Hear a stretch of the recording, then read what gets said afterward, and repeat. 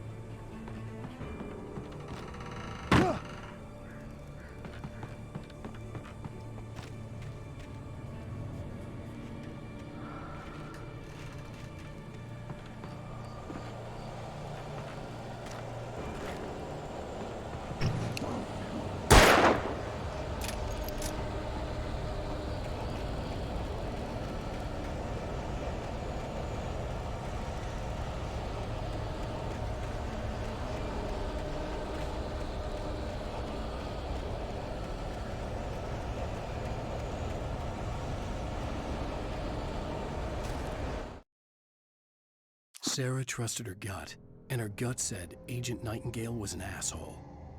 He felt wrong, and it wasn't just the smell of stale booze. It was in the way he flashed his badge, pulled rank, the look in his eyes when he wanted answers. Where was Alan Wake? What was this about an accident? Where was his wife? And most importantly, why did she let Wake go? He wouldn't answer her questions. Federal business was all he'd say.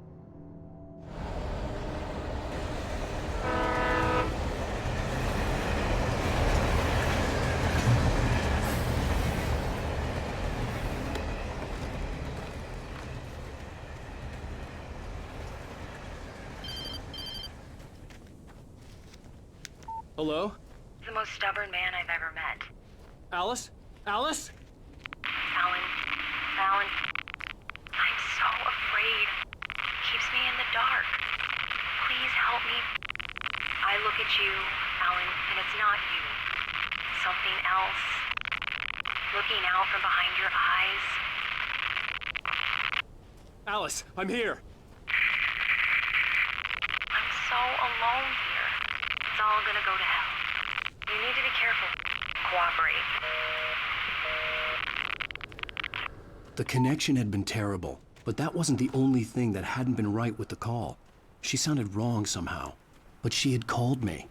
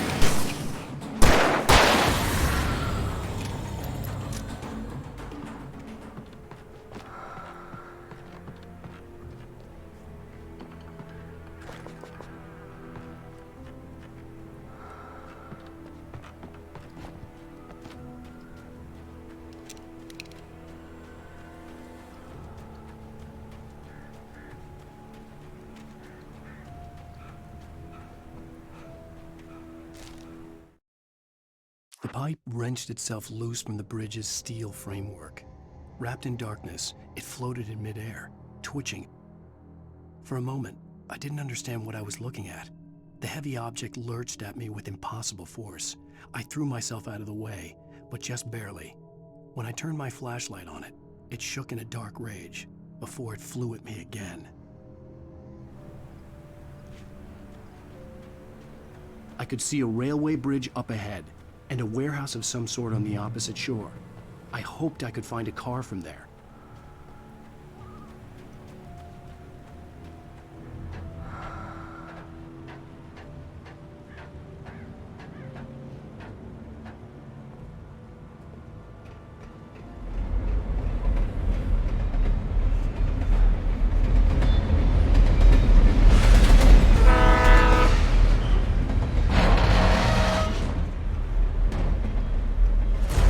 That was pursuing me was growing stronger, and it was taking over everything in its path.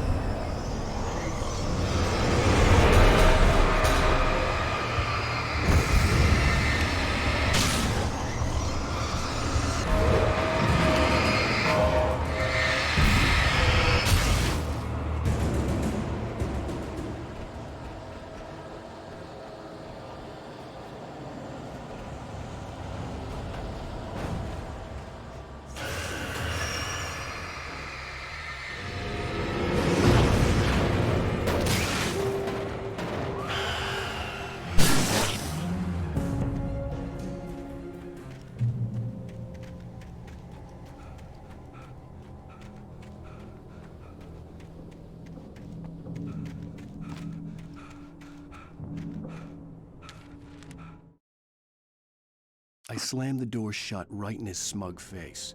He pleaded for me to open the door. True to form, the asshole actually thought I would obey. I had no sympathy left, no guilt either, not for him. I took a moment to savor the scream. I bet I had a smile on my face. It was all that I had time for. The dark presence was inside the lodge with me. As a teenager, just starting to get interested in writing, Stephen King had been a source of inspiration to me. I thought about all the inanimate objects that had come to life in his books. No one is safe in a good horror story. Certainly not the protagonist. That's what makes them fun. This was anything but. The darkness could possess anything, and it was getting closer.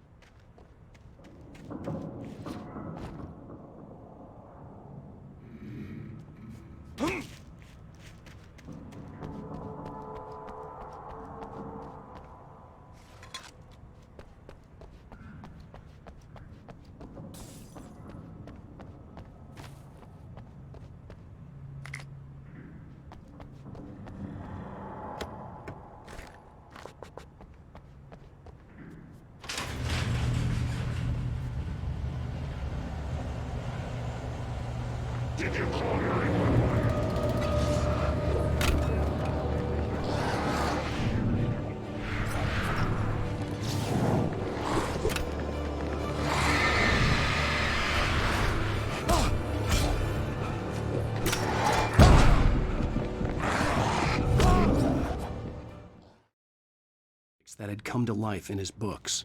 No one is safe in a good horror story. Certainly not the protagonist. That's what makes them fun. This was anything but. The darkness could possess anything, and it was getting closer.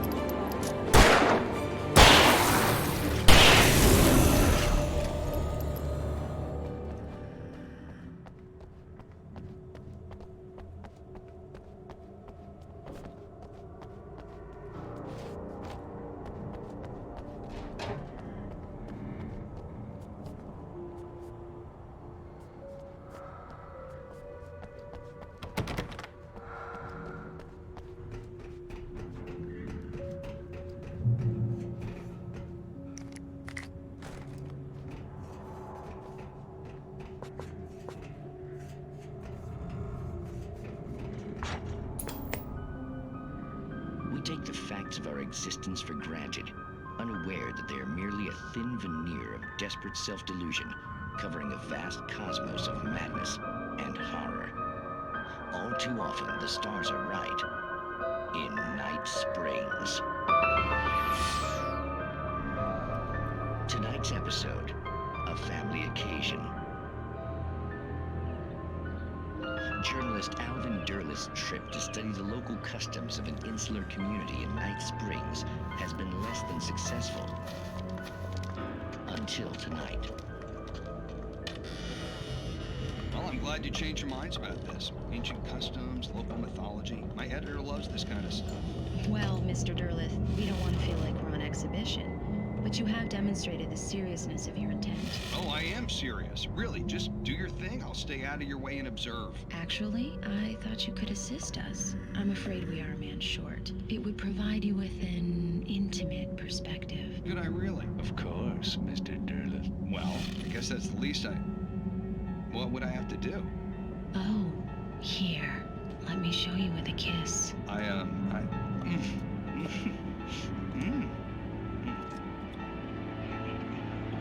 What did you...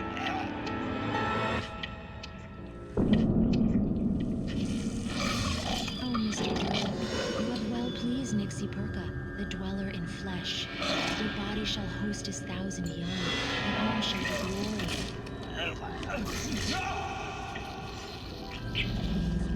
Shh, darling, be calm. Shh. Alvin Derleth learned a harsh lesson. If you go looking for mythology, it may come looking for you. And such quests always bear fruit. In Night Springs.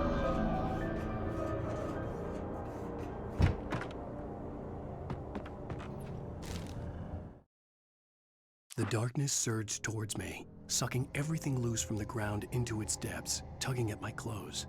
I saw the flare the kidnapper had dropped and threw myself towards it just as I felt my feet leave the ground. The darkness embraced me with the force of a tornado. Somehow I managed to light the flare.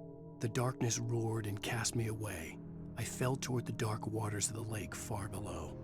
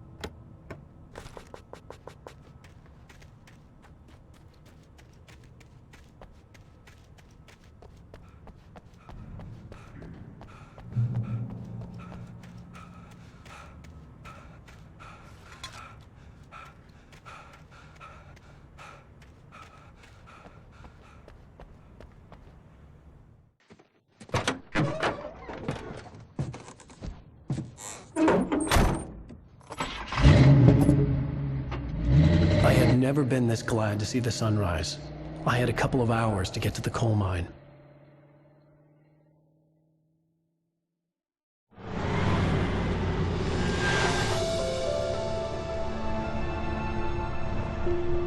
The coal mine wasn't far now.